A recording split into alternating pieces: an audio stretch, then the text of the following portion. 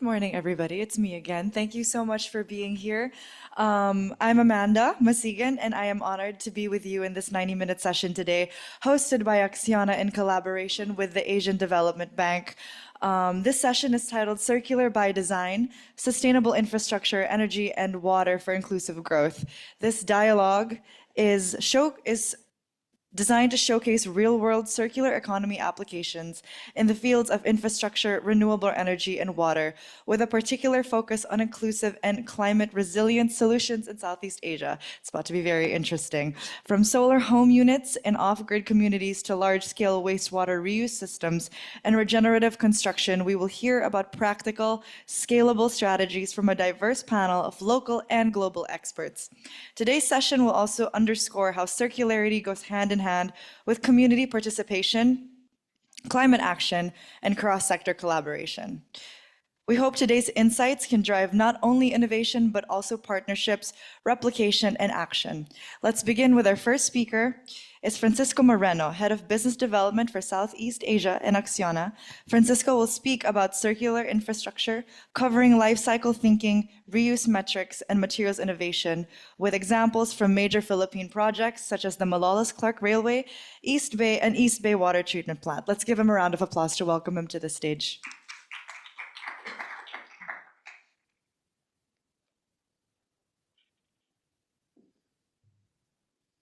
Okay, thank you, Amanda. Well, thank you very much.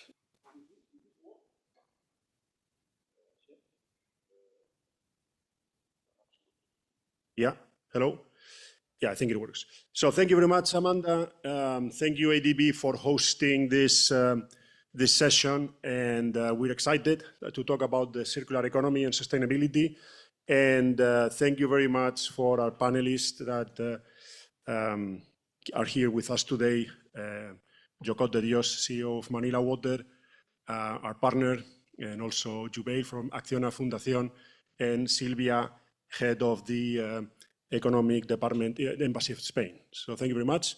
I will just talk a little bit about Acciona, what we're doing in terms of sustainability and circular economy. And then I will give some examples about what we are doing, very practical things that we're doing that I hope you will like, things that we are doing in the world and things that we are doing in Southeast Asia and in the Philippines. And finally, I hope I can talk about really cool stuff related to circular economy. I hope you like it. So let's start by us. We are mainly a construction company, Acciona. We've been present for more than 100 years. We are in the stock market in Spain, but we are present in many countries.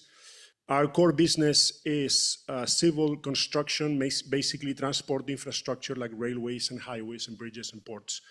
That's probably 80% of our business, but in the last decades, we've become one of the most important, biggest promoter of renewable energy in the world, especially solar and wind farms. We also have our water division that's very strong, very active in the region, in the Philippines and Southeast Asia, as you will see later. We have our own technology in water treatment plant, and we have engineering capabilities, let's say EPC capabilities, and also O&M capabilities. And then we have other lines of business that are a little bit smaller, but we're quite a diversified company in general. The main figures, you can see 66,000 employees already present in more than 40 countries.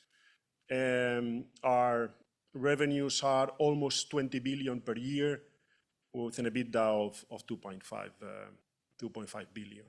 So as such, one of the biggest players in the infrastructure field in the world. In the Philippines, we have our headquarters in Manila, and it's where we have most of our business.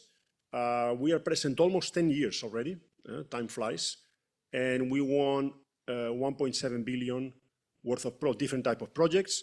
We have with the ADB, probably it's most of our projects, or a big part of our revenue comes from ADB founded projects, such as the Malolos-Clark Railway, in which we are participating in several packages.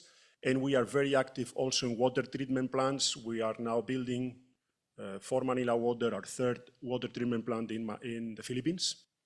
And and we are also working in Viet Nam and Hong Kong in water treatment plants. In the energy division, we are starting investing as an investor in the Philippines, both in solar and in wind. And we have a strong pipeline, so that will come, there will be more next years. Now, when we talk about sustainability, generally we use the word regeneration strategy. We like to call it regenerate instead of sustainability. And we have 4 main pillars in the company. One of them is being people-centric, and being people-centric is about being good to our employees, but not only to our employees, being good to the people that work around us, the employees of different companies, different partners, different subcontractors, suppliers, and being good also with the people in the community where we operate in general. And it has to do with being a diverse company, and it has to be with just caring about the people. The other pillar is planet positive, is taking care of our planet and making it a better place for future generations. That's very simple, and we take it very seriously. And then not only that, but we want to be, the third pillar is that we want to be leaders in transforming the industry, the construction industry, to make it more sustainable. And we want to influence in the community. And the fourth pillar has to do with integrated, that we are not alone. We are not alone as a company, and we are not alone as an industry. We need to work together with the stakeholders in the community, integrating different ideas. So what we like to do is not have only Acciona initiatives, but have initiatives of Acciona together with the local communities or together with our customers and our partners. Now, going to specifically some important KPIs in terms of circular economy, we are following the KPI, especially on the materials we use from recycled origin. Okay? In 2024, we were able to utilize 11%, and our target for 2025 is to double that figure and reach 22% renewable and recycled resources in all our operations worldwide. I think that's a KPI that we're following more closely in terms of circular economy. And nowadays, the recovery of waste generated has reached 93% also worldwide. So most of the things that we are, we are recovering most of the waste that we generate in our operations in construction. Okay. And then, talking about specific solutions that you might be interested in, these are just examples to show what we are doing and what we can do through innovative solutions that come from the company. One of the streams is what we call eco-design in roads, which has to do with coming up with a smart design to be able to enhance the circular economy. One clear example comes from in Madrid, in the Tres Cantos highway. We used construction and demolition waste material to build the road. And the concept is very simple. That construction and demolition waste material would have been dumped in a disposal facility. And we would have to get new material from the ground. So we would have to generate and dig that material from the ground. Instead of doing that, this has a double effect. Instead of dumping that material, we're using it for the infrastructure, and we don't have to get from the quarries, dig from the ground new material. Okay, so it's double effect. And the same goes in Madrid, in Alcalá de Henares, in the M500 highway, where we are using end-of-life tires to produce the bitumen. The bitumen generally comes from oil wells. Well, instead of getting that from the oil wells, we're using the tires, which also the end-of-life tires create an environmental problem when you have to dispose them. Instead of disposing them, we're using it in the highway. So that has to do with the eco-designs. We have many examples. I just wanted to show two very simple examples of what we're doing that make, I think, a tremendous difference. And then the other stream strategy is what we call the industrial symbiosis, is using sub-products from the industry into the construction business instead of using materials that would have to come from a quarry or from another industrial process. So one interesting example is in the E6 in Norway. We used paper waste instead of cement to stabilize the soil. When the soil is very bad in construction, we use cement, we inject cement. In this case, instead of injecting cement, we use paper waste. And we process it a little bit and we inject it in the ground, okay? And then in Australia, in hardwood, we use LFS. LFS is a sub-product from the fabrication of iron and steel, and that you have to dispose it. Well, instead of disposing it, we used it to stabilize acid sulfate soils. Acid sulfate soils generally, for us, for builders, are complicated soils to stabilize. And with our R&D department, we were able to come up with a formula to stabilize it with this waste. And now, talking about the Philippines, I think this is one of the best examples we have worldwide, and I think it's the best example that we have in Southeast Asia, clearly. And this is one of the water treatment plants that we built. Right now, it's in operation. It's the Putatan water treatment plant in Laguna, South Manila, near Alabang. It's right now distributing 150 million liters per day of potable water to the households. 150 million liters per day, I don't know, close to probably 1 million people. It's feeding more or less supplying 1 million people of potable water. And I think it's a great example because as you know, and I'm sure that Jokot will explain later because he's an expert on this, Manila has a big problem, and there's a lot of neighborhoods in Manila that don't have access to potable water. And it's a sanitary problem, and it's an economic problem, and it's something that I think everybody's is trying to address. But next to Manila, you have a huge lake. That lake is huge. I don't know, I think it has like 50-kilometer diameter. And there's plenty of water there. And it's just right next to Manila.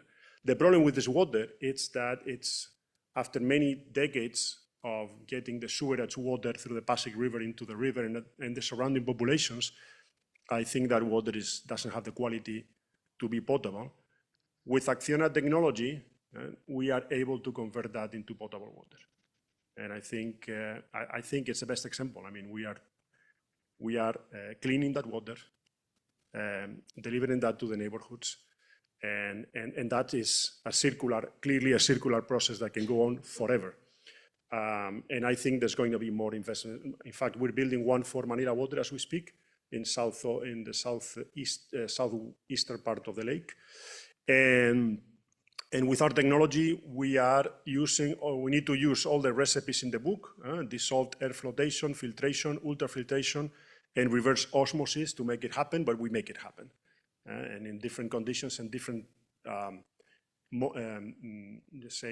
seasons of the year where the water quality changes in different aspects, we are able to treat that and feed it to the population.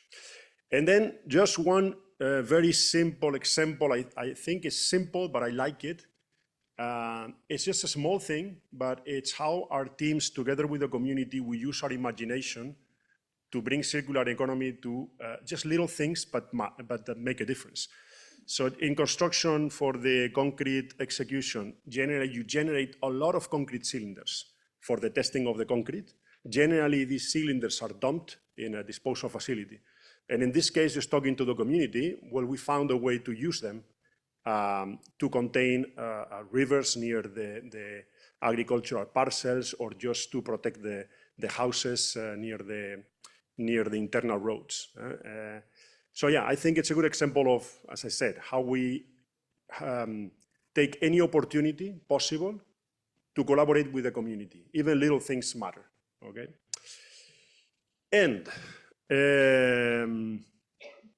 just want to come with the cool side of the presentation, because this is another example. I think it's super cool. As you know, the wind energy, it's great energy that's super clean, and that's making a real impact in being able to utilize clean energy for and eliminated the CO2 footprint in many countries. But the problem with the wind turbines, the blades, is that those blades are made of fiberglass, and they have an end of life. And what do you do with those blades? Those are huge. They can be 80 meters long, and they have a lot of fiberglass. And where do you dispose that? That's creating a problem in Europe. Now, in Navarra, in Spain, in the Ibar wind farm, they came with this problem, and they worked together with our innovation department to look for a solution. And I think they came with the most brilliant idea. So they take all these blades made out of fiberglass, they produce fiberglass powder that's used in the soles of these beautiful sneakers. And by the way, these are the sneakers. You can click there in www.ganso.com and buy them. So I think it's a great example, and it's called, this would be symbiosis not with industry, it would be symbiosis with fashion, you know. So I think it's amazing. And just when we thought we had the coolest idea about circular economy, our colleagues in Australia said, "Hang on, man, I got a better idea than you." Say, "No, no way, you cannot beat the sneakers." Say, "Yeah, we can beat the sneakers." And they came with the surfboard made out of old blades. So yeah, I gotta give the trophy to our Australian colleagues, okay? The innovation effort was done in Spain, but they came with the coolest idea. And yeah, I asked for one of those to be sent to Manila to have it in my office so everybody can see it. And that's it. Thank you very much. Thank you for being here.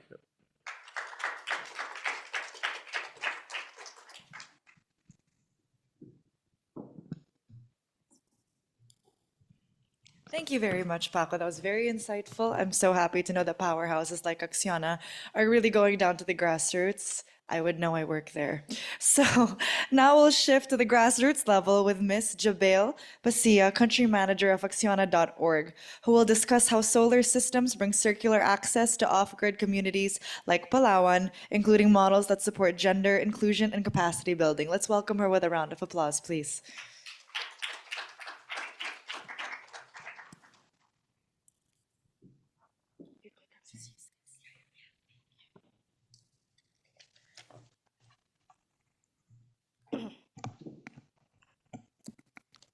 Test. Okay, can hear me well? All right, so good day, everyone. Today, I'll be sharing how Acciona.org applies the principles of circular economy through solar home units in off-grid communities under our program called Light at Home.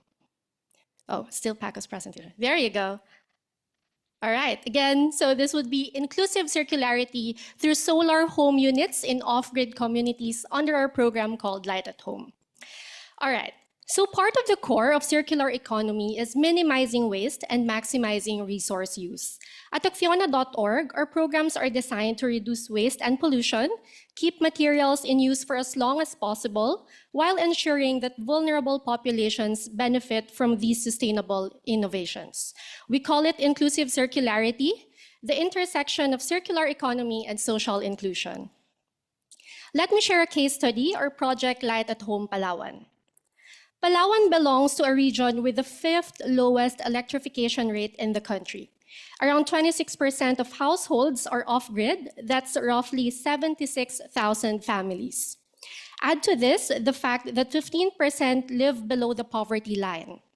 Also, communities rely on polluting energy sources like kerosene, diesel, and lighting sources with short battery life. This means they have to dispose and replace these batteries every so often, generating more waste, and that they have low energy reliability. In effect, this limits study time, increases health risks, and restricts livelihood opportunities. To address these gaps, Acciona.org implemented Light at Home Palawan. This project provides basic electricity access to last-mile communities and is designed to provide sustainable and affordable energy service. Community ownership is achieved through a multi-stakeholder and participatory approach with a project delivery model that has 3 key pillars. Oh, I think we're missing one slide. Yep, we are missing one slide. But anyway, let me share it to you still. So our 3 key pillars are technological, economic, and managerial pillars, all right? So for the technological side, our project provides the basic electricity access to last mile communities using third generation solar home systems with a lifespan of up to 25 years, all right? We use an energy as a service model, so this is the economic pillar. Energy as a service model where beneficiaries contribute small, affordable fees to sustain the operations, repairs, and maintenance of the systems. This is to help ensure that the units can be used until the end of its useful life. So again, this is the part where we maximize the resource use or the material use. And then for the managerial part, we practice a multi-stakeholder and participatory approach where we involve local governments and beneficiaries from the planning phase of the project to its implementation and even its monitoring and evaluation. We conduct capacity building on proper solar home systems installation, basic troubleshooting, and capacitate community leaders as well to manage the operations of their systems.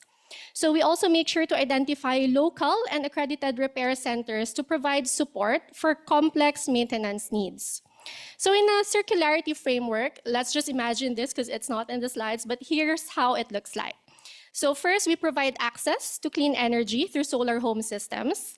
And then through this, the communities gain improved productivity and well-being because of their clean energy access. And this translates to additional income and savings for the community. So this is how it benefits the vulnerable communities. And then this supports the settlement of monthly user fees to ensure that operations can be sustained. And then, since they are already empowered to settle their monthly user fees, the collected fees now support the repairs, the spare parts availability, and incentivization of community leaders and volunteers who take part in the management of the system. And so, with effective technical support, access to clean energy is sustained and it continues to empower the communities. So all these pillars work together to create and promote inclusive circular economy. Again, that's technological, 3G SHS, 25 years of lifespan, economic, fee for service, it's energy as a service model, and managerial, that's multi-stakeholder and participatory. So as a result, here's how the project impacted the lives of our beneficiaries parallel to the United Nations Sustainable Development Goals. As of 2024, we've reached more than 2,600 households, delivering 5.31 million hours of clean lighting. Families also save 35% in energy cost because the energy service from solar home systems are cheaper than what they spend for alternative energy sources. Communities also gained access to medical specialists through telehealth services in barangay health centers powered by Light at Home. An additional of 250,000 hours of study time, that's about 2 hours per child per day, was gained because children now have lights in their homes. Next, at least 50 women participated in leadership roles to help shape the implementation and the management of the program. 80% of small businesses also increased their income due to their ability to extend service hours at night, and nearly 20% were inspired to start a new business. And for climate action, 795 tons of carbon dioxide emissions were avoided due to the use of clean energy. And we were able to form strong cross-sectoral collaborations with partners such as the Spanish Agency for International Development Cooperation, Ayala Foundation, and the local government of various municipalities and barangays in Palawan. Overall, 99% of our beneficiaries say that the project improved their lives. So now Light at Home Palawan shows us that circular solutions can be inclusive, scalable, and regenerative. We can see that even the most remote areas can lead in sustainability by anchoring the model in the community itself and designing it for long-term sustainability. And so before we end, let me share with you a glimpse of how it looks like on the ground through this video. Acciona.org offers a sustainable solution to the energy requirement of remote communities that are not connected to the main power grid. Yeah, it's quite confronting coming to a place where it's so naturally beautiful. it feels like paradise here. It's pretty amazing that somewhere this nice can still be so difficult to live in. Malaki, para po sa akin, malaking tulong po kahit gabi na, kung kahit alas 10 or 11 na ng gabi, pwede pa po akong gumawa kasi may solar na po kami. The difference between the without electricity and the electricity is a very big difference. Because I am a great teachers. When the teachers come here at 6 o'clock in the evening, so we can use the light from Acciona project. We can print our instructional materials, then I can distribute to my students.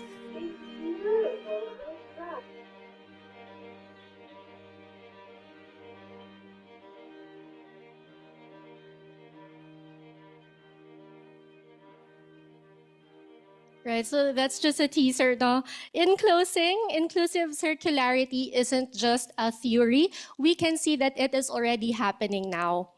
Through this approach, Acciona.org empowers people, protects the planet, and supports progress toward the Sustainable Development Goals.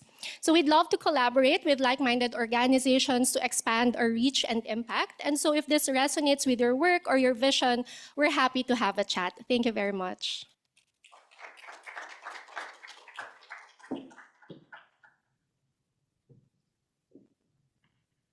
Thank you very much, Jabil. Once again, how nice to see powerhouses like Acciona really going down to the grassroots. Now, for our next speaker, we now turn to water. Our next speaker is Mr. Jocot de Dios, President and CEO of Manila Water Company, Inc., who will walk us through circular water systems, from wastewater reuse to biosolids, with examples from Metro Manila's utility experience. Let's give him a round of applause to welcome him to the stage.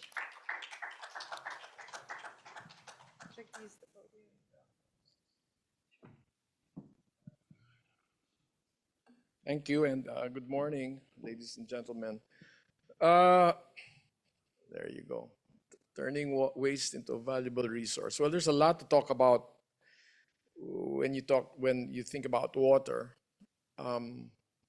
particularly in a country like the Philippines, where outside Metro Manila, where we handle the eastern side of the metropolis, Maynila handles the west, and we handle parts of Rizal province. We are quite blessed because we do have water. But outside, in areas where you do not have the infrastructure to provide reliable water, it's more challenged. Communities face a lot of challenges. So Jabil was talking about El Nido. It was about, I think, last year that we were asked by a couple of three cabinet secretaries to present potential solutions that we could deploy there because the water is just not up to par. And considering that El Nido town is a tourist destination, we do provide water for Leo, which is the Ayala development there, drawing from our experience in Boracay, where we supply about 70%, 75% of the water in the island. Anyway, we'll get into our approach, circular approach to urban water sustainability, plus I guess some ideas that we share with respect to just outside the urban setting. So we are a publicly listed utility. I think we're about 91 billion market cap, not quite the market cap of Acciona, but certainly in the Philippines, we pull our weight. A very successful public-private partnership, 27, 28 years. We are part of the Razon Group. ICTSI is a global, it's the largest independent, privately owned, independent port operator in the world, in 22 countries, about 35 terminals, and Bloom, which is gaming, apart from the other unlisted entities that are in infrastructure, energy, etc. Our three key pillars of business and service would be the E-Zone concession, 7.6 million customers that we serve, which is 9 cities and 14 municipalities plus Rizal province, a huge swath of land. We have the non-E-Zone Philippines, which is our growth platform, or I'd like to think of it as the next phase of our public mission within the private sector to try to deliver the same type of water that we have in the E-Zone. We have core businesses in Laguna, We cover about 27, 28% of the province. Boracay, I mentioned that before. Clark, it was in the news because I think our non-revenue water there is like 4.8%. Those are water losses, which is best in class anywhere you go. And estate water, which covers a lot of industrial estates, commercial and residential estates all over the country. And we do have an international business presence in Vietnam, Thailand, and Indonesia. So we cover the entire value chain, wing to wing, from water source development, the transmission of water, the treatment, distribution, wastewater, and community engagement through our Manila Water Foundation. We deliver about 641 million cubic meters of water a year. I think about 530 million of that is in the East Zone alone. We serve about 9.32 million, 7.6 in our East Zone concession, and the rest outside of Metro Manila accounts for the balance. We have three major sources of water in Metro Manila. Angat, which supplies about 95% for both the East and the West zones. We've started to build, Paco mentioned about our foray into Laguna Lake. We built the Cardona treatment plant, I would think about 4 years ago. That's 100 million liters per day, the Central Bay. We finished in East Bay 1, 50 million liters per day capacity, and we're hopefully finishing a 200 million liters per day capacity water treatment plant also in Laguna Lake in Pakil. We are also drawing water from the mountains of Rizal to the east. There's the Wawa project. We have 80 MLD out of Calawis, which is a weir that we draw water from. And there's the larger 438 MLD project, the Upper Wawa Dam, which should be completed in due course within the year. So we take a look at our water sourcing very carefully because, as you know, climate change throws us a lot of curveballs every day. We had a severe El Nino year last year, so even if we have one dam, we can't move the dam to where the rains fall. The rain decides to fall where it decides to fall. So we have to make sure we account for that. Okay. So this is a snapshot of where we are. Laguna is our largest entity outside of the East Zone. If you were to rank Laguna, our operations in Laguna Water, which is wholly owned subsidiary together with the province of Laguna, the provincial government, if you were to rank it after, let's say, the two East and the West concessionaires, Laguna Water would be the third largest public water utility in the country. We are up way in Ilagan, Isabela. We are down below in Davao, Tagum, providing bulk water. And we are paying attention to Cebu, where water is such a challenge. We do a bulk water supply deal with the Metro Cebu City Water District. And we do have Pampanga, Clark, but we support also outside of Clark because Clark is also challenged for water. There's really no surface source of any major significance. I can't think of any. So it's mainly groundwater, and as you know, groundwater is not sustainable. So the philosophy that we have is to really propose to a lot of our customers, potential customers, to do bulk water using surface water because groundwater is not sustainable and not necessarily always positive for the environment.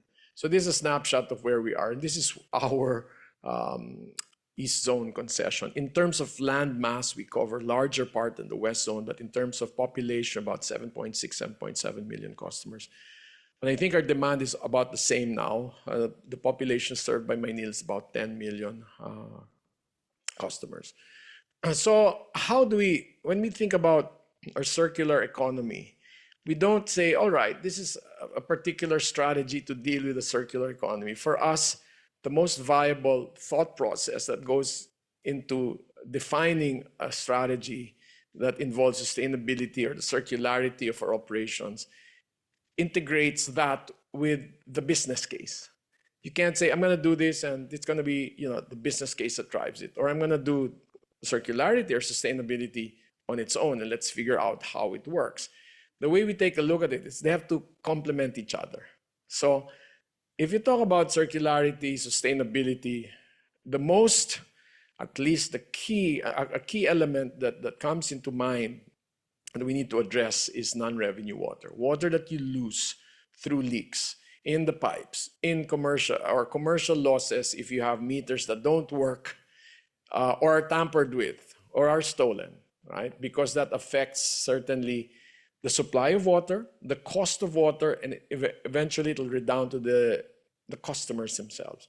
So we've done quite well. I may be allowed to say so. When we started in 1997, which was the start of our public-private partnership, non-revenue water in the zone was 63%. Last year, we averaged about 13.5%. That moves up and down depending on how your operations go, where the water's needed, the age of your pipes, the number of leaks. I think now we're about 450 leaks that we deal with on a regular basis as of today. That was the count yesterday. And so we're required by regulators to keep a 15% non-revenue water. To give you context, I think Singapore is like 7%. Our claim to fame is Clark, less than 5%. We supply inside the fence. But clearly, we're trying to push this hard. And these are the things that we do to manage that. Laguna was at 48% when we started taking over operations. We're about 24.8%. This was last year. Obviously, we tried to improve that. Clark was at 14%, 6.3%. This is last year numbers, 2024. We continuously try to improve. And Boracay at 37%, now at 22.4%. So when I said that we think about it in an integrated manner, sustainability, circularity, and the business that we're in, that means if we're able to preserve the water by reducing leakages, addressing them, right? We not only help sustain water sources, we also help our bottom line because I save on operating expenses. Power is the large, manpower cost is obviously the largest cost component in the business. Next is power. We consume the equivalent of about 48 megawatts a year in the enterprise. And we're trying to manage that. And the costs go up and down. Obviously, the third one is chemicals, right? And so if you're able to reduce the number of leaks and wastage, you're able to address that, both the sustainability side and the business side. So these are some of the things that we do. We have everything else, you name it. We calibrate our pipes. We have our champions, we call them our kasangas, that walk the line and report leaks. We are very aggressive pushing our local government unit partners in giving us permits to repair leaks. Believe it or not, it takes a few days still. So we're working with agencies like the MMDA to say, if it's a water leak, then let's give us the carte blanche to try to repair so that we're able to save water. Leak detection, you name it, everybody's pitched a solution to us, whether it's sounds, sonar, AI, blah, blah, blah. But we have a bunch of folks who've been doing this for many, many years. In fact, we did a NRW program for Saigon several years ago. And obviously we're in Viet Nam, we're talking to other entities there to see how we can replicate that. So this is pretty much one very key aspect of what we do, NRW reduction. Other things that we're trying to do, backwash recovery, it's water that you sort of use in the process of producing treated water, and you recycle that water. Simple engineering solution that generates you 7.57 million cubic meters. That was in 2024. We're increasing that.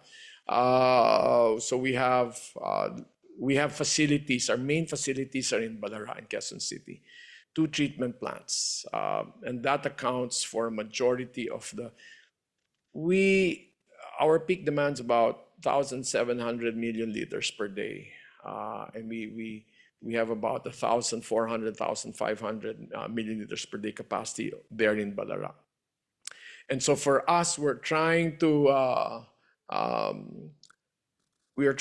really make the most of all of the water that we are using in the production facilities so it doesn't go to waste. This actually enables us to share some of that water with Maynilad. Mind you, out of the 4,000 MLD that we generate from Angat, Manila Water is only allocated 40% of that, 1,600 million liters per day.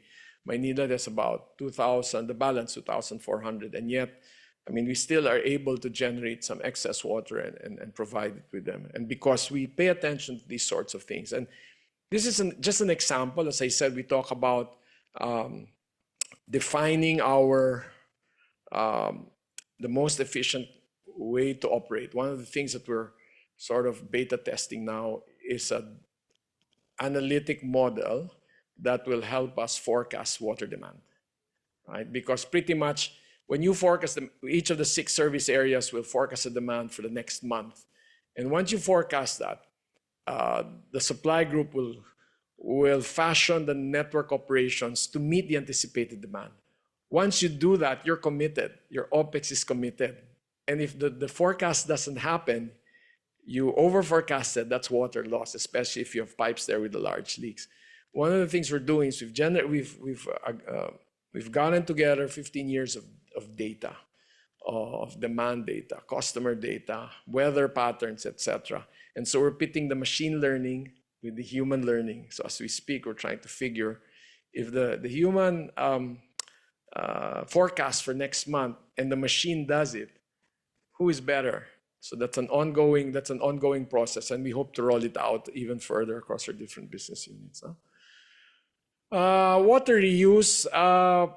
Water reuse for a economy like the Philippines is good, but we feel it's important for us, and we have a facility in Marikina up to 20 MLD. But for us, the more cost-efficient solution is to manage your existing water resource, because it'll cost you more to actually reuse that water. Actually, it costs us more to treat wastewater than it is to treat water from Angat. It costs us even more to reuse water, the effluent from wastewater treatment facilities, to make that into potable water. In fact, even in Singapore, they get their water mainly, the majority of their water is across the border, JB, with Malaysia. Then I think about the next best is reuse water, but they have to put it in the marina because there are a number of health considerations. But we do that. But some of the things that we actually take a look at as well is fire hydrants. You can certainly use effluent water for fire hydrants. Typically, the fire trucks, it's not only the fire trucks who will take advantage of the fire hydrants, but unwitting communities, which is cost to us. So if it's reuse water, or effluent from wastewater facilities, then at least it softens that impact to ourselves. And we hope to increase this as well. So because we are a water company, it's at the core, sustainability is at the core of our being. So we have our 3 pillars through SDG and our ESG alignment. So it's the E, the S, and the G. So obviously, because we do wastewater treatment, we watch our carbon footprint. So we actually have a serious accounting of the carbon that we emit, and mitigation and targets for reduction that's in play now. So both scope 1 and 2. The scope 3 is a little more challenging across the world, but that's something we're paying attention to. And pretty much across the board through our social innovation strategies, health and well-being of our stakeholders, and partnerships with like-minded organizations. So this guides our sustainability agenda. So we do this on a very regular basis. We created an ESG committee, which I chair at the board level, and we provide the committee with an update very regularly of what we do. So we have environment. We're transitioning to, obviously, to renewable energy. We take our power from retail electricity suppliers, and the bias is to source more renewable energy from these RES. We have started building solar installations inside the fence. I said before that we are looking at 48 megawatts. We recently did an inventory of the land that we have. So we currently have about 2.5 megawatt peak that's installed. We're doing another 4.5 megawatt peak. I told the guys we have to increase this. Obviously, that's solar. Hybrid solutions, i.e. battery, still a little expensive, but hopefully as the costs go down, we'll be able to integrate. But the point is, you're able to generate two things. It's the business case and the sustainability angle, where you have your utility charging you 10 to 12 pesos per kilowatt hour. We are getting, because the cost of solar panels are going down, you're seeing price ranges way below that, 50% below that, because it's solar panels pretty much don't need much maintenance. So we're expanding that model with others. Other things, we've generated a couple of patents that are pending to improve operations. We have also a portable dislodger to reach hard-to-reach communities. And also, we are trying to figure out the best way to minimize biosolid waste out of our wastewater, because that obviously has an environmental impact. Number two, cost impact, because we have to deliver that to officially sanctioned, allowed facilities. So we're developing some biomix solutions to try to reduce the footprint such that we don't have to haul as much. So those are some of the things that we're doing. We have at least 15% water supply. That's La Mesa Dam, beautiful dam, right in the heart of Metro Manila. This is an adaptation. This is the Marikina plant, because it floods in Marikina, so we needed to elevate it. And we've educated our stakeholders as well with respect to water care, conservation, and responsible use. We're actually the first and only Philippine company to enter CDP's corporate A-list for water supply. So that's a big thing. We've worked very closely on being as transparent as possible with our disclosures and putting meat behind the bone, what we say we need to actually action. So I guess that's pretty much. There's a lot more that we can talk about, but this gives us a glimpse of what we want to do, what we're doing with respect to our view of circularity. There are many other things that we are looking to do. Just as a plug, we took over the La Mesa Eco Park about last year. So we were seriously invested in it. We got a third-party conservation group to tag the 4,000 trees to study the fauna. We identified, I think, almost 30 species of birds. We have a rare Philippine eagle owl that nests there. We have determined that certain trees are not fit for the ecosystem. We are introducing activities that will encourage people to come in. We're limiting the number of visitors to the park and trying to expand. So that shows in one project our ability and our commitment to really take sustainability and circularity to a high degree. We're trying to also put solar there. So I'll end with that. Thank you.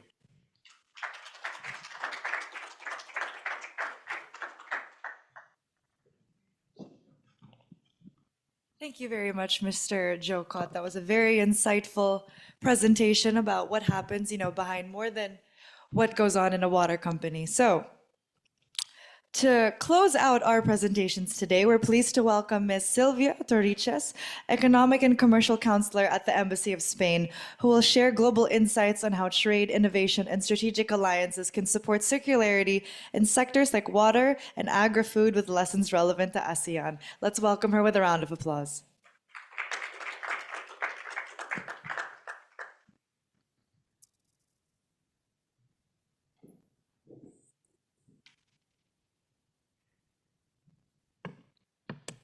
Hi, good morning. Well, thank you very much for the opportunity to be here today on this forum. It's a very interesting topic to discuss. Thank you so much to Acciona for inviting me to be here. As they already know, Acciona is our flagship company in the country, and with ADB, I had the chance to visit the Light at Home project in Palawan a few months ago, and I was amazed by what has been developed there and the impact. So we're proud of partnering with Acciona in the Philippines and in the region. I'm gonna here today give a different perspective of what we have been listening to until now. I'm gonna try to put the focus on the institutional impact and the public sector point of view on how we can, what we can do from an institutional perspective to enable this circular transition.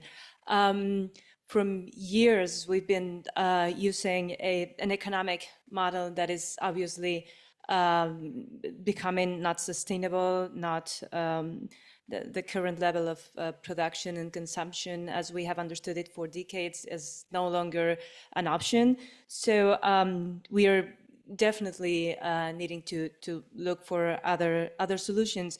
And Asia lies at the center of this global challenge resulting from the current linear economic model.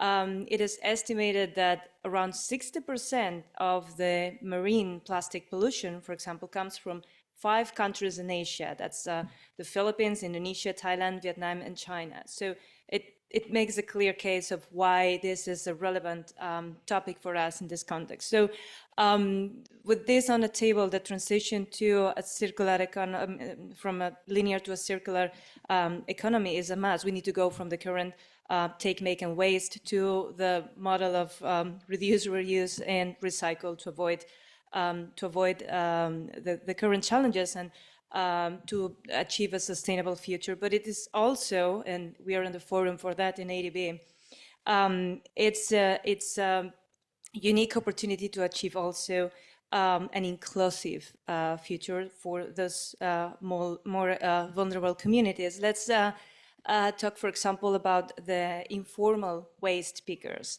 So they are essential in the recycling systems of many countries. So they, according to the International Alliance of Waste Pickers, they comprise up to 85% of the global recycling workforce.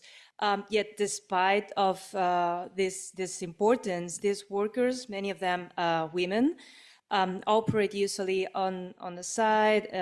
They are among the most marginalized. They are aside, excluded from the formal economy. So circular economy is not just about reducing waste. It's about rethinking our model. It's about including, empowering, and put innovation on the table. So from our public sector, from our institutional perspective, it is clear that we need to do more. It's clear that we need to transition. So how do we face this, or what can we bring to the table to support this transition? I would like to highlight three main points here. We are definitely working, or we need to work in using trade, smart trade, as a catalyst for circularity. And here we're talking about different things. We should facilitate green trade, and we're talking about reducing tariffs, but also reducing or working on non-tariff barriers on circular products and services. Non-tariff measures such as like country-specific designs for recycling, industrial standards for recycled products that can put or bring restrictions on recyclable trade of recyclable goods. So that can create or construct barriers to trade and thus to circular economy. We're talking about promoting circular supply chains where we can like encourage businesses to adopt sustainable sourcing, sustainable productions, cross-border distribution practices. We talk about investment in circular infrastructure because trade can serve as an attractor to investments in recycling facilities, in repair centers, and other this kind of circular infrastructure. From the institutional perspective, we need to focus also on the diplomacy for policy alignment. institutions can work on harmonizing standards, like align product standards and regulations to support circular design. We talk about capacity building. Countries like Spain that are already on a path to sustainability can share the policy expertise and the technological know-how that is already being developed, and that can have a translation into other countries and into Asia-Pacific issues. We need to put a focus also on participation in multilateral forums. The advocacy for circular economy must be present in circles such as the ASEAN or APEC. We need to formulate regional policies, create platforms that already exist in other regions, in Europe, in the US. So this is a must. This is something that needs to be fostered in Asia too. And we, for sure, finally need to be supportive and vigilant for specific opportunities and for those sectors where we can work and support private sector, basically waste management and renewable energies. And I'm not going to say much about this because I think the experts have already made a very, very clear case. In Spain, in 2020, we published the España Circular 2030. This is our strategy for a circular economy. It is based, or it takes the form of successive 3-year plans to provide specific actions, specific measures, and specific strategies, specific ideas. We have set certain objectives that should be reached by the year 2030. So in this period of 10 years, our goal is to allow for 30% reduction in the national consumption of resources and 50% reduction in waste generation compared to 2010. For example, we have imposed the objective of reduce food waste by 50% by year 2030. And 20% in the case of production and supply. We are accompanying this with other initiatives, the law of 2020 for waste and contaminated soil, and other regional initiatives, and putting the focus in those sectors, those areas of our economy that are more capable of improving. So the translation of that is some strategic directions that are reflected in that strategy, and that we think are the things that we can bring to the table on the international sphere, on the multilateral initiatives, and that can serve as an example for other countries in Asia and the Pacific starting this road. We're talking about advanced waste management and recycling. We have invested in technologies that can improve waste segregation, recovery, of waste materials, eco-design of products, including that in the life cycle of the products. We have seen already the amazing sneakers that Acciona and El Ganso are producing, and in this sense, industrial symbiosis, connecting industries so that we can share resources and transform what comes from one industry in an output in an input for the next one. Digitalization, this has proven to be very interesting, very successful in the case of water in Spain. That is a technology that has been operating and utilized in Spain for a long time, despite the differences that we can that can come to mind initially when we think about Spain and Asia. We share a lot of common pains when it comes to water management. We are also subject to periods of floodings with droughts. So water management is a field where technology and innovation has been happening in Spain for a long time, and digitalization is one of our most solid successes. And in line with this, the support to research is essential. And here, the partnerships between public and private sector to foster, to support the main source of innovation and research, which is the private sector, is essential.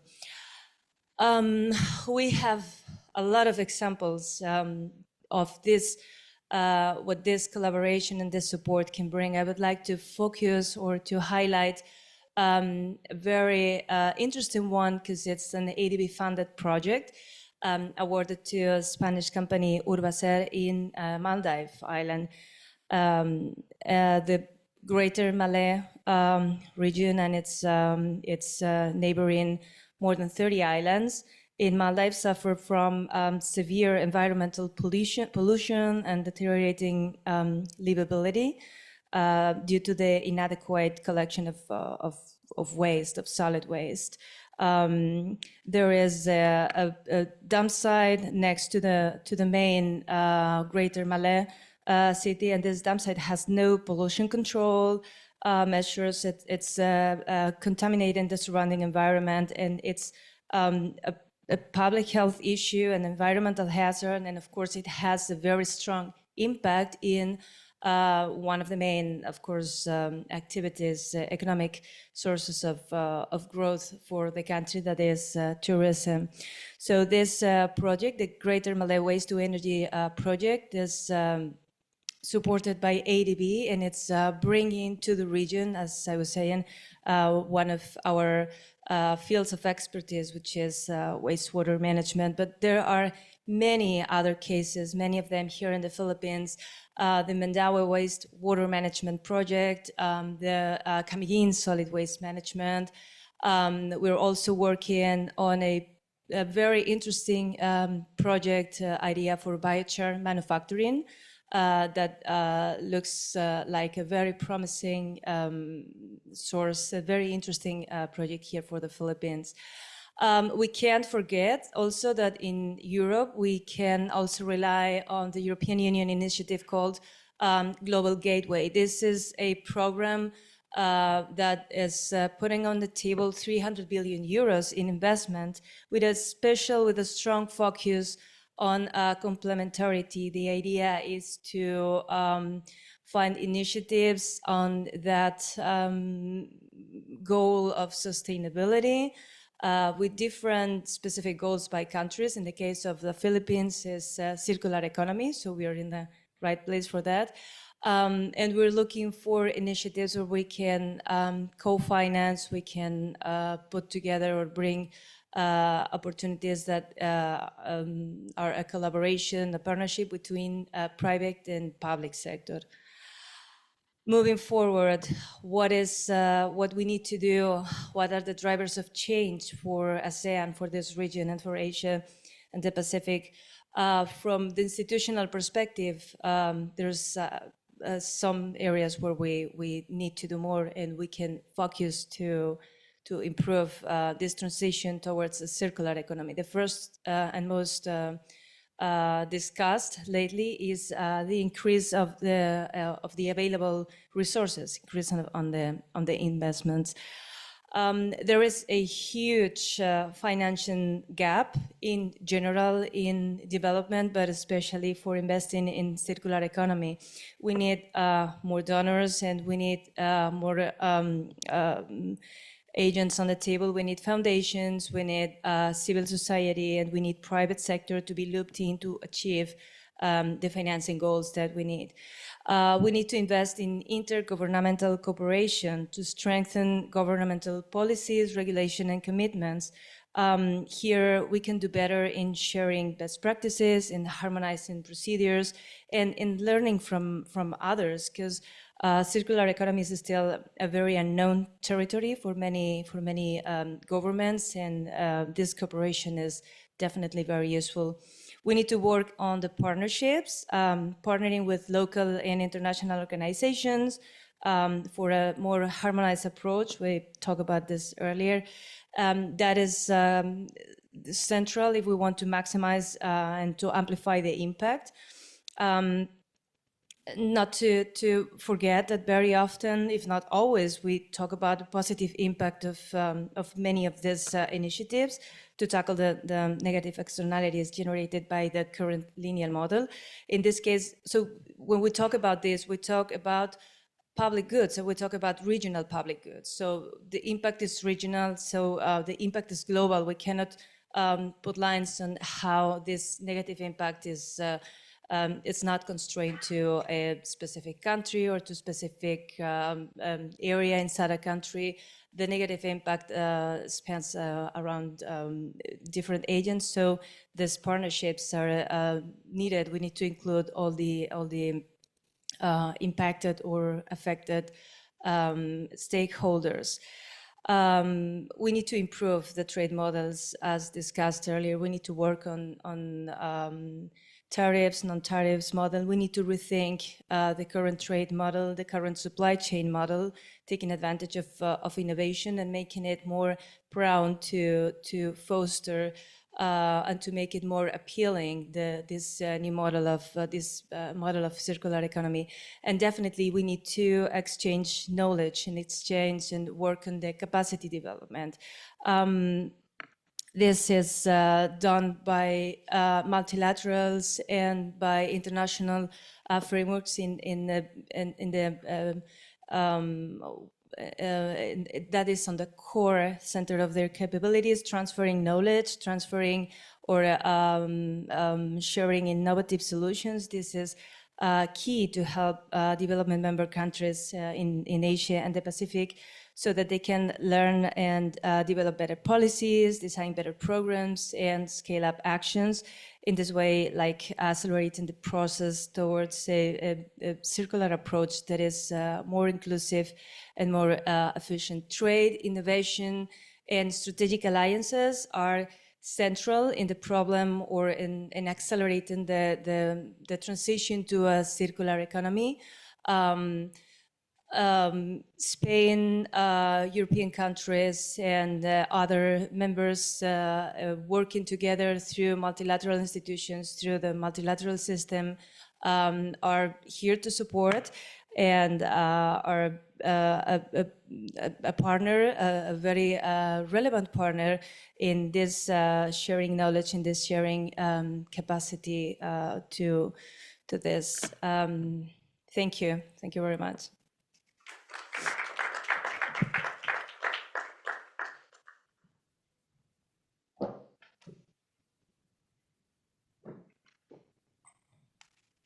Thank you very much, Ms. Sylvia, for that rather diplomatic overview of what Spain is doing to implement a circular economy. Now we get to a more interesting part. After all our presentations, I'd like to invite the panel up on stage. We will be interacting. How this is going to go, since we're limited on time a little bit, I'm going to be asking rather general questions for the panel to answer. One of you can answer, you can opt not to answer as well, and then we'll open the floor to the audience if you have any specific questions for our panelists. So we would like to invite you up on stage.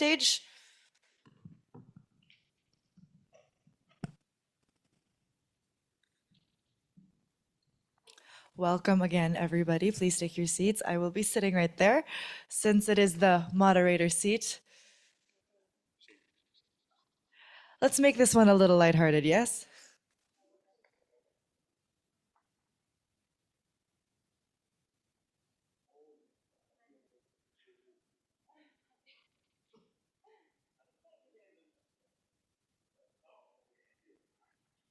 Here we are. Hello, everybody. Welcome. Thank you so much for being here. Let's just open this whole thing by just asking a general question. Maybe the audience needs a little bit more of an overview in a circular economy. So, since we have varying industries right here, in your respective sectors, what has been the biggest game changer that made circular strategies feasible and not just idealistic? Who would like to take the question first? Paco, I see you thinking. Can you say again? In your respective sectors, yours might as well be construction, what has been the biggest game changer that made circular strategies feasible, not just idealistic? I think in the construction industry, for sure, has been all the innovation that came by reutilizing material. The examples that I put, a lot of materials that are coming out of the industry that before were just sent to disposal facilities. You dig a big hole and you put a lot of dirty stuff from the industry in that hole. Unfortunately, this is happening today in many, many places all over the world. And many of those materials can be incorporated into the construction. So I think there's been a lot of innovation, and with different type of materials. An example is clearly, I heard just recently before I was talking here, when you have to put new asphalt in a road, you mill it, you take it out, and instead of dumping that material, you reutilize it again. You reutilize it again for the highway using construction demolition materials. It's a no-brainer, easy. It's a low-hanging fruit. It's a very easy, and also incorporating a lot of materials coming from the industry, ashes that come from the industry, and all these type of things into the concrete. I think that's continue to go on. And so much that can be done there. So I think that's been in the future. I think it's going to be other stuff. Yeah. Okay, passing it on to Jabel. Yeah, all right. So for Acciona.org Foundation, the game changer for us would really be strategic partnerships. So we started Light at Home Palawan in 2022 with a pilot project with only a little over 100 households as our beneficiaries. And then sharing the same goal, we partnered with the Spanish Agency for International Development Cooperation. So they provided us a grant funding, which helped us accelerate and scale up our project in Palawan. Now from 100 households, we're now more than 2,600 as of 2024. And then, since we are also new with the operations in the Philippines, we leverage the strong presence of another corporate foundation in Palawan. So that's Ayala Foundation. We partnered with them, and they were able to endorse us to local networks, which helped strengthen the implementation of the project in the community. And of course, always partnering with local governments, both municipal and barangay level. They help us co-identify priority areas where the need for electrification is really is needed the most. So we co-identify with them and then co-implement with partners, and we also have co-funders for our projects. Yes, Joe. Yeah, I'll take a stab. For us at Manila Water, I would say it's really our stakeholder ecosystem, the engagement that we have. I mean, we're a regulated entity, public utility, and without, I guess, the backing of, number one, our regulator and the regulatory environment that we find ourselves in, a number of these innovative ways to deal with the circular economy challenges, water security, reliability would not happen. Still a lot to be done, though I guess in the last 4 years, we've seen how more open government is. I'll give you an example. We spearheaded what we call the retail aggregation program, which is a Department of Energy initiative, which means that the the ability to purchase power, from retail electricity suppliers, which is the contestable market, was limited to a certain threshold. The EPIRA, the power sector law, eventually would envision households choosing their own generator, but now it's capped at a certain capacity. And we certainly had a lot of facilities which wouldn't qualify, so we were paying higher rates. But we worked with not our regulator, but the ERC and the Department of Energy, and we pushed hard to amend the implementing rules, which allowed us, within the franchise area of a utility, say Meralco, if I have a pumping station in San Juan, which is below the threshold, as long as it collectively within the franchise area, it meets that threshold, I can go and buy cheaper power. So that was a game changer for us, which I think in the past would not necessarily have happened, but because the Department of Energy Regulatory Commissions open to it, it made their operation much, much more efficient. And as a result, we were honored by the Department of Energy. A lot of these corporates are doing the same thing. We're trying to expand on that. And that's just the Department of Energy. We're not even talking about the DNR, the Office of the President. So I think that for us signals a shift in the way water is being viewed. You're hearing a lot of news now. You're seeing a lot of news about ensuring water availability outside of Metro Manila and other solutions, not just to deal with water supply, but flooding as well. And this involves multi-agency, partners. And for us, government, local government units, NGOs, I think that has been the game changer over the last 3 years. Okay, thank you very much. So bringing it a little bit to the regional level and perhaps local, and maybe Sylvia can give us a little bit of a perspective of what Spain is doing. Could you highlight some of the observations you've had at a regional level in Southeast Asia, and maybe locally, what trends are becoming the catalyst for a more circular economic mindset? Maybe there are policies or certain technologies that have been up and coming here in Southeast Asia that have been aiding in the process of circular economy. Thanks, Amanda. So I think what has been a catalyst or a trigger point is the knowledge sharing in all the different stages of the process. And sometimes we talk about approaches going bottom up or up to bottom. And in this case, I believe that the proper thing to do is it's a circular approach. Talking about circular economy, it's a circular approach. We need to the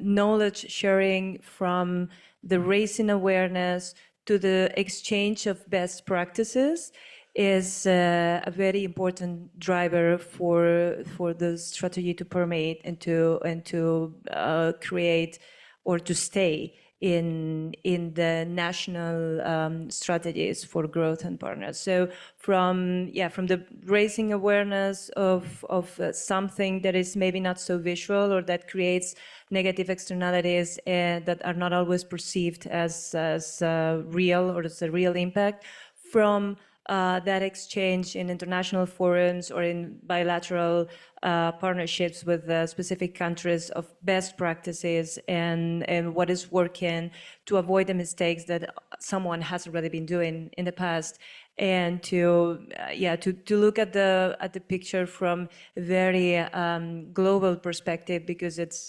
a whole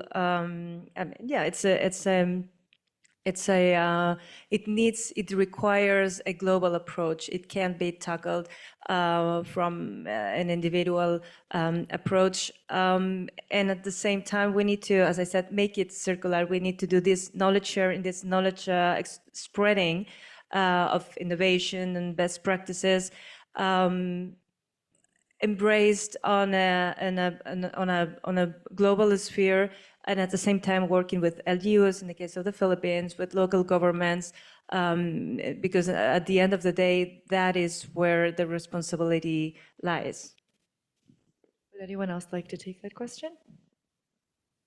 No? Okay, at this point, are there any questions from the audience that would like to ask? We have a mic right up here in front. If not, I do have some more questions myself, so we can get right into that. No? Okay. One more question, particularly for Paco within the construction industry.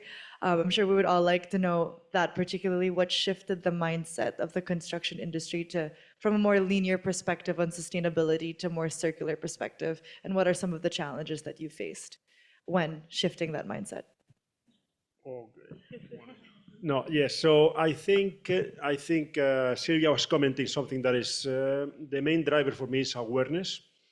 Awareness from the general public, awareness from the leaders in the different companies, awareness from the public administration, from the governments, etc. And I think we've been living a period in the last decades. When I started working, nobody would talk about sustainability, or nobody would talk about environmental things, or very little, especially in the construction industry.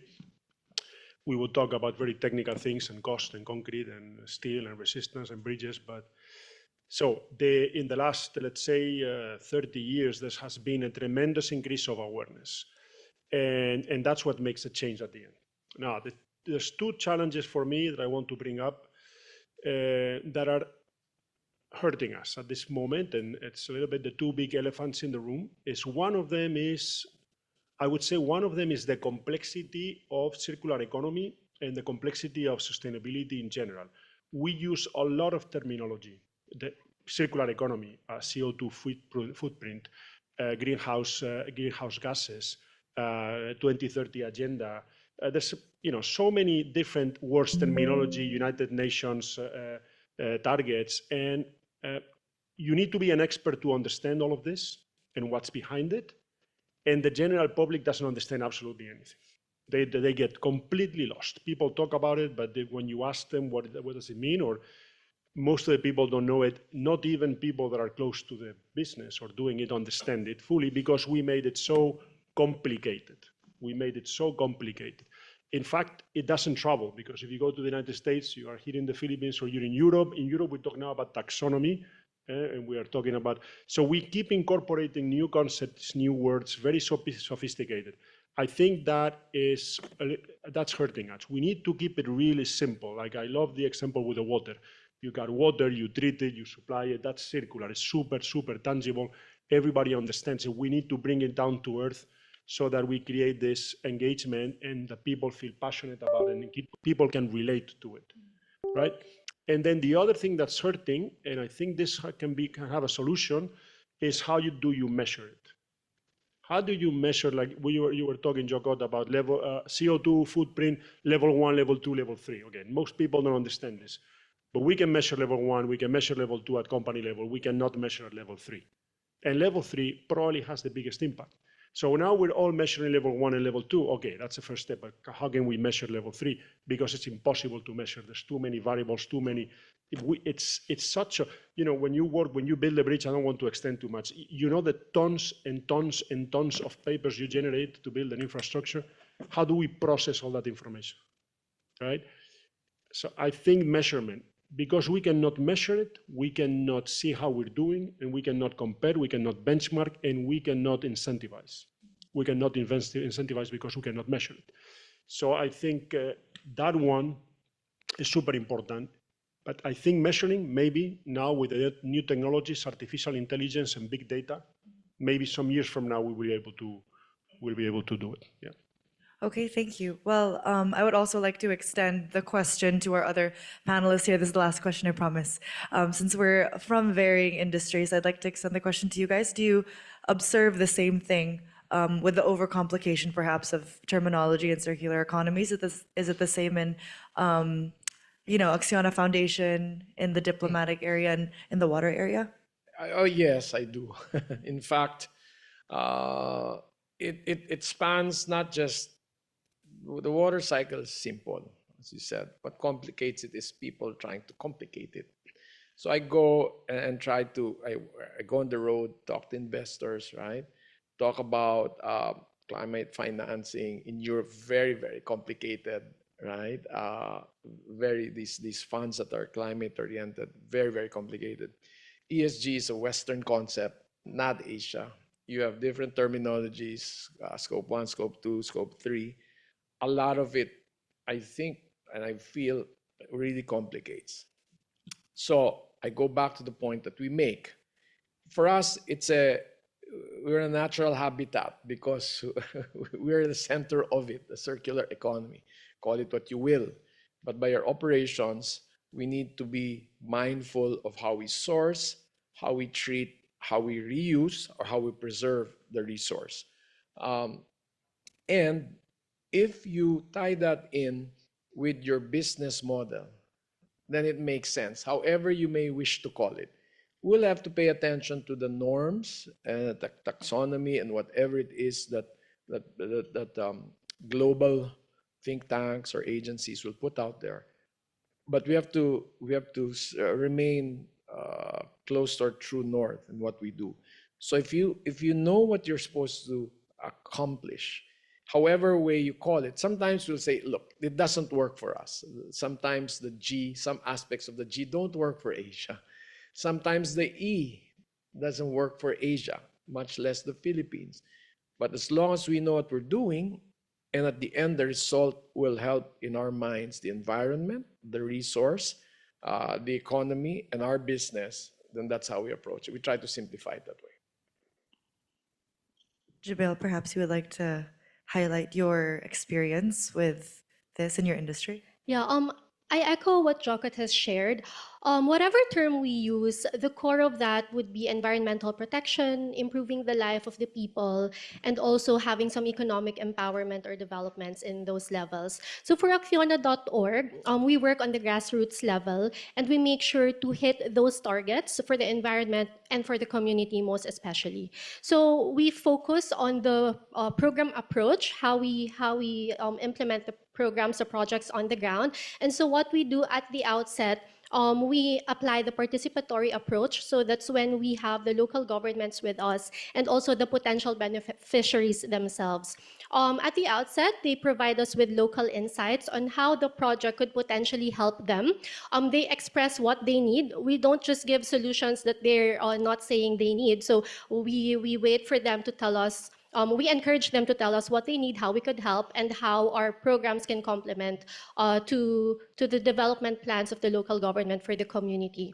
Yeah, so that's what we do. So we focus on the environmental targets and social targets that ensure that ensures to meet the needs, the expressed needs of the community to improve their quality of life.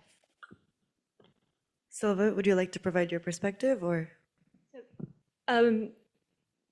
On measuring the impact, so there's two ideas here. One is how do we raise awareness? That's a very good expression about dimensions, because we are looking at indicators and we're looking at measurements of, but the real dimension of that is somehow sometimes difficult to bring down to the specifics, to the ground, and to materialize that into proper measures. And then, as Jubail was saying, and how that's part of the challenge now is how we translate that measurements, that measurement of the global impact into something more tangible that has an impact, a real impact on the real lives of communities. Because when I went to visit your project in Palawan, I mean, what really matters there is, okay, kids can have access to internet, and then they can use their iPads in school for learning, and that seems ages of distance from what we can measure as tier 1 objectives, tier 2 objectives, or any other kind of measurement. So it is in this circular approach, it is important to be able to bring it down to the ground and translate what we are measuring, what we are strategizing, what we are writing in big numbers and in big strategies and in big partnerships, to the real impact of the lives of those that are, at the end of the day, more impacted by the negative effects of the linear model of economic growth. Okay, wow, what an insightful conversation this has been. Thank you to our panelists, but that is all the time we had for today. Can we please give them a round of applause, just as an appreciation? Thank you so much for being here. We have other topics as well that are going to be held here at Hall 4, but thank you so much for coming.